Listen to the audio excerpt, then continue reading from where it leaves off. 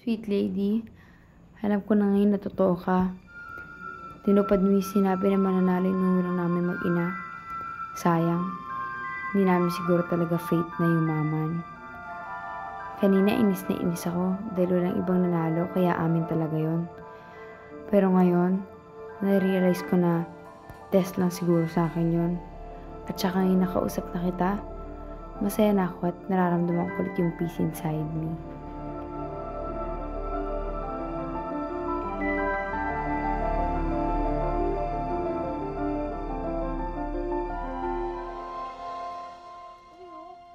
Si Michelle yun, di ba?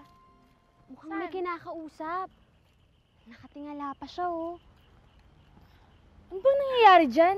Napoposes na yata yan eh.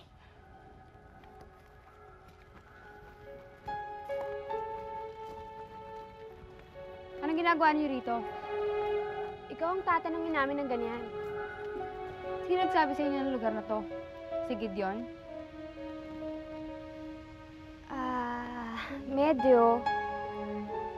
May nakikita ka raw babae dito. Sino yun? Blessed Virgin Mary? Mag-shower petals pa raw? Michelle, di ba sabi mo sa akin na nanaginip ka tungkol kay Bernadette? Ang sabi kasi sa akin ni Mami, yung bata raw na yon, yun daw yung nakakita kay Our Lady of Lourdes 200 years ago. Talaga? Wow! Magiging santa na siya. Saint Michelle! Taray! Hindi ka na Maritz, ha? Michelle! Michelle, teka lang!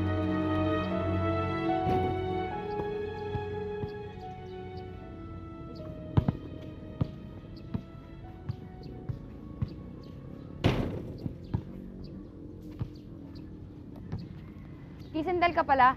Mabuti nalaman ko kagad. Michelle, si Marie lang naman yung nasabihan ko eh. Nakita niya kasing tinititigan ko yung petals. Ang sabi ko, napulot ko. Kaya lang, alam mo naman yun, parang investigador, di ba? Tsaka, napag-isip ko naman na best friends naman kayo eh. Di pala kita mapagkakatiwalaan. Tama si Mami. Pare-pareho kayong mga lalaki. Break na tayo, ha? Wala na tayo. Michelle! Michelle, I'm sorry! Michelle, bigyan mo naman isang chance! Michelle, I'm sorry! Michelle!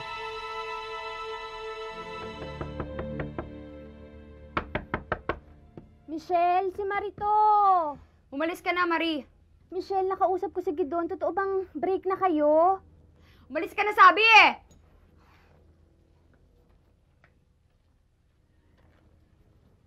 Michelle, sorry na.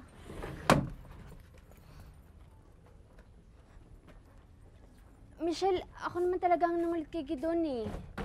Kasi nakita ko tinititigan niya yung petals, nagtaka ako. Eh, alam mo naman yun, hindi marunong magsinungaling, di ba? Michelle, sorry na. Michelle, ba't ganyan ka sa amin? Huwag mo naman kaming ganituhin. Di ba magkakababata tayo? Umalis ka na, may test pa ako. Michelle, sorry na please. Sorry na rin sabi ni Gidon. Patawarin mo na kami.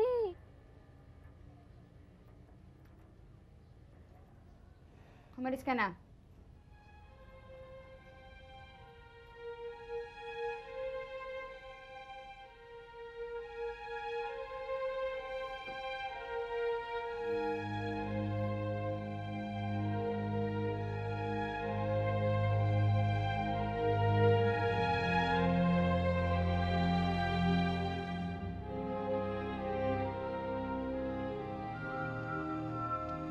May nakikita ba siya?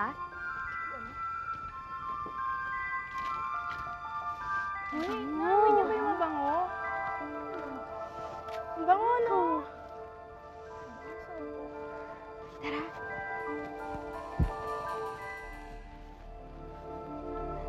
Michelle, may sinasabi ba siya?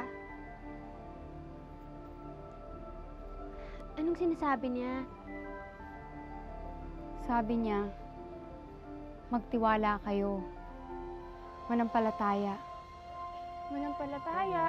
Ang lalim nun ah. Sabi niya, pare-pareho lang naman daw tayong lahat ng paniniwala. Tao lang may gusto mag-iba-iba na relihiyon. Pwede ka rin ba naming makausap? Sino ka ba? Bakit kay Michelle ka lang nagpapakita? Sabi niya, Sino siya? Anong itsura niya? maganda siya. Maamo ang muka. Nakasuot siya ng kulay blue na tela na makislap mula ulo hanggang paa. Tapos, nakaganito siya ngayon. Tapos gumaganito naman. Ang ganda-ganda ng ngiti niya. Bakit ayaw mo magpakita sa amin? Bakit kay Michelle lang? Trying hard ka naman, Marie. Ayaw nga magpakita sa'yo ng magagawa mo. Tama na nga yan. Sabi niya, kung gusto daw natin siyang kausapin, pumunta daw tayo sa may computer. Kakausapin ko kayo sa pamamagitan ni Michelle. Yun ang sabi niya.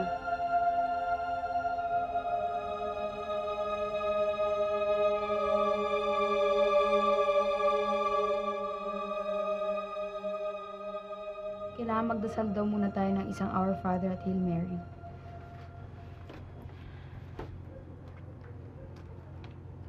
Our Father who art in heaven, holy be your name, your kingdom come, your will be done on earth as it is in heaven. Give us this day our daily bread and forgive us our sins. Hail Mary, full of grace, the Lord is with you. Blessed are you among women, and blessed is the fruit of thy womb. Holy Mary, Mother of God, pray for us.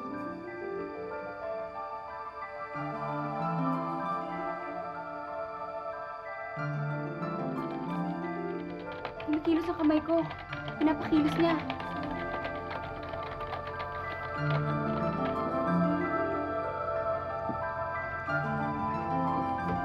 Mahal ko kayo. Kayong lahat ay mga anak ko, kahit iba-iba kayo ng pananampalataya. Tao sa mundo lang naman ang gusto mag-iba-iba na relihiyon. Tumitindig ang balahibo ko.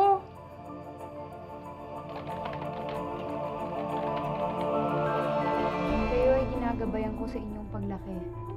Mahal ko kayo. Pwede kaya magtanong? Oo. Gusto ko sana magtanong tungkol dun sa daddy ko. Namatay siya nung 10 years old ako. Miss ko na siya. Kumusta na kaya siya? Kapili na siya kayo na may kapal. Ano ba yan, multo?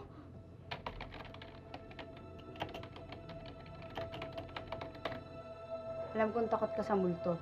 Eh, takot ka pala sa multo eh. Anong magagawa ko? Duwag nga ako eh. Wala kang dapat katakutan. Manampalataya, manampalataya. Hindi ako maintindihan ng parents ko. Bad trip ako sa kanila.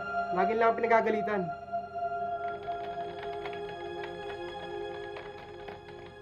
Pagmamahal at pagtitiwala lang ang kailangan na galing sa puso. Pagmamahal at pananampalataya lang ang kailangan sa mundo. Ano yun? Hindi ko ata kayang gawin yun. Masyadong pag-good boy.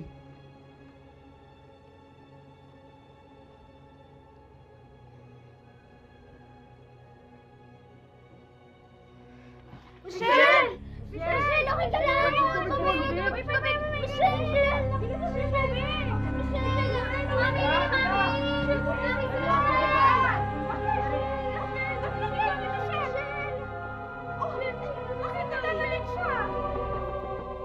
Rita? Oy, tuloy! Bukas yan! Uy, halika na. Rita, uy, may mga customer akong dala Uy. para sa'yo. Ito, si Ivy, pati si Elsie. Ay, hello! Upo kayo, oh. Doon lang sa tabi ng bintana. Sige. Sige. Yung mga husbands nila sa barko rin. Talaga? Eh di, dollars din ang income ninyo. Ang suswerte naman nyo. Nako, itong si Cora mas maraming pera, no? Kasi kapitan ng barko ang kanyang asawa. Ako, eto nga si Jod gusto na mag-resign.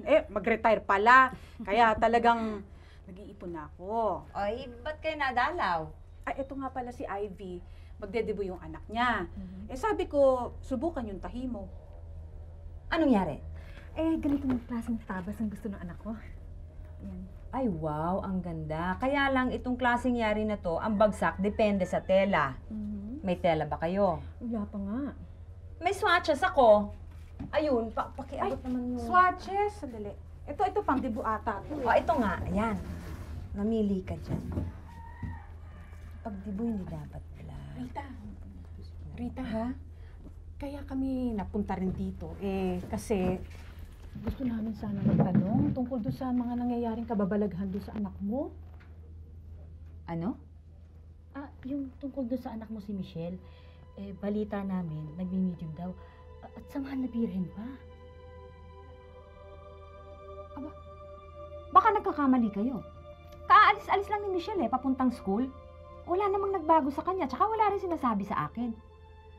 Naku, hindi mo ba alam? Hinimatay yan doon sa bahay ng isang araw. Nagtatype ng computer, pero sinasapian ng mahal na birhen, sabi ni Marie. Tanong ng tanong yung mga barkada hanggang nanghina. Teka, sinabihan ka pa daw na tumaya sa loto ha, dahil yun daw ang mensahe ni Mama Mary. Kaso hindi ka naman tumaya, nanalo ka na sana. Naku, sayang. Pwede mo magtanong kung kailan ako makakapunta ng Amerika? Kasi lagi nadi-deny yung visa ko Kailangan ko makausap ang anak ko sandali, ha? Kasi half day lang siya. Dapat nandito na ngayon Pasensya na kayo. Bukas na lang kayo bumalik, ha? Halika na. Balik na lang tayo. Makasakali isa pa.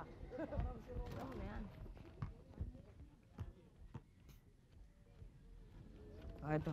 Utoy, nakita niyo ba si Michelle? Nakita mo ba? Hindi po Baka po si Gideon. Sino ba si Gideon? Ayun po. Gideon! Gideon!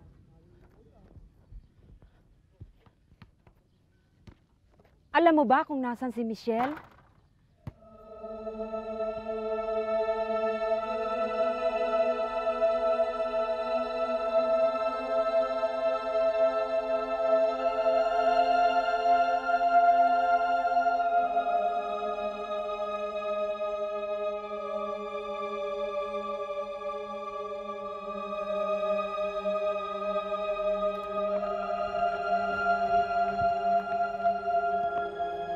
Michelle!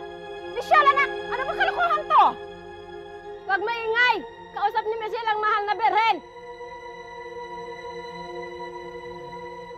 Mga isang buwan na rin hong nakakaraan nang magkaroon ho ng unang appearance dito rin ho sa lugar na to. Paano mong nalaman? Kami po ni Michelle ang magkasama. Nagalit po siya sa akin nung malaman niyang sinabi ko po kay Marie yung nangyari. Nakita mo ba? Hindi po, siya lang po. Pare-pareho tayong lahat ng paniniwala. Tao sa mundo lang ang gusto mag-iba-iba tayo ng relihiyon. Apoy ng langit ang nasa atin. Nililinis niya ang ating kaluluwa para paghandaan ang pagdating ng Espiritu.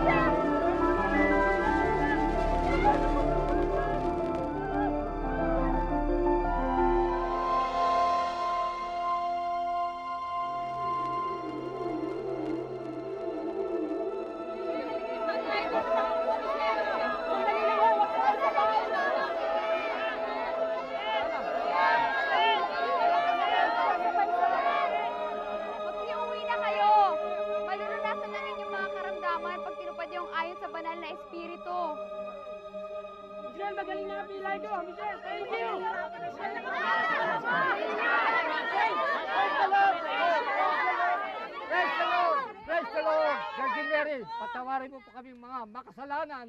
Magaling na bilay ko, Michelle!